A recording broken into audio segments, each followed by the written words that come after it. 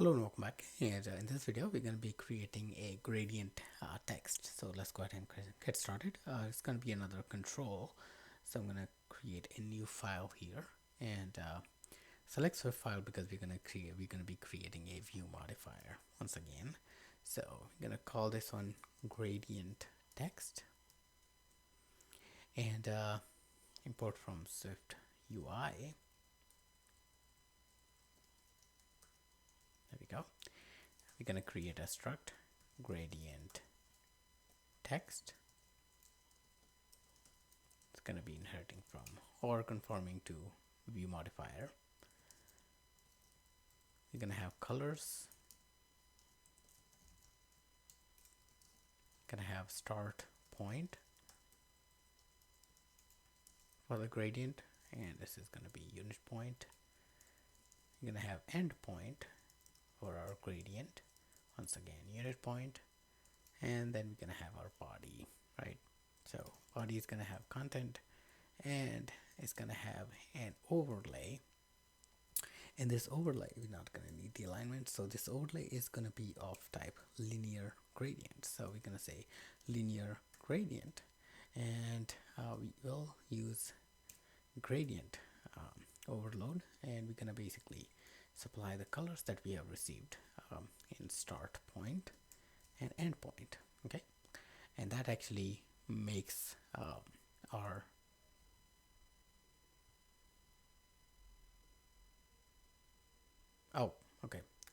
yes, of course, it's going to be gradient colors like that. Okay, perfect. So that actually makes our overlay. Now in order to actually show that show that gradient on the text itself, we need to mask it. So we need to mask the content on this. So we're gonna say mask content on this overlay. Okay, so this is basically gonna give us the gradient text effect. Okay, so we're gonna say I'm gonna create a view modifier extension out of it, so just to make our life easier to access this. Okay, and it's gonna actually expect it to be colors, color array, start point, unit point, and end point, unit point. Okay, this is going to return some view, and it's gonna have self dot modifier gradient text, which is going to take colors. It should be colors, start point, and end point, like so.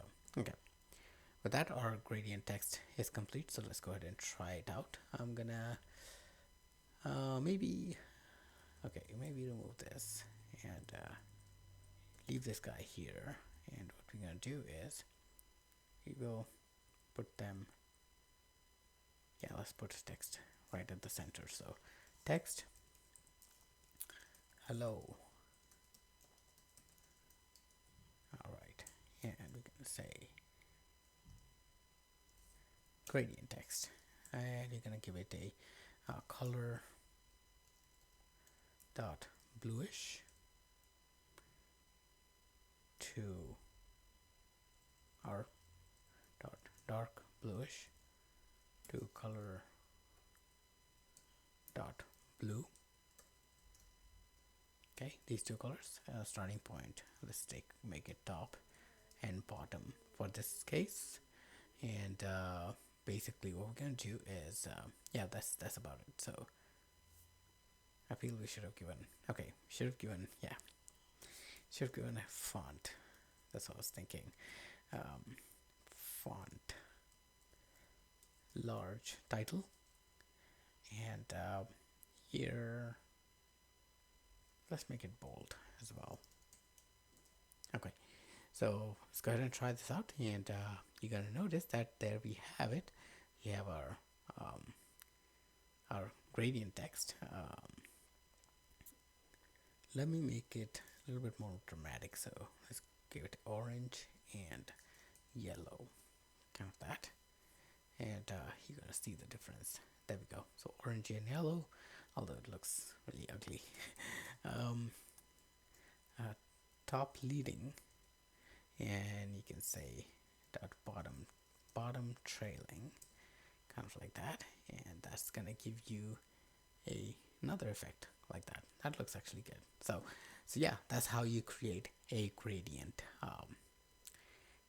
text view. Okay, so in the next video we are going to basically create a custom button style that we're gonna be needing for our Neumorphic design, and after that we're gonna create two more controls.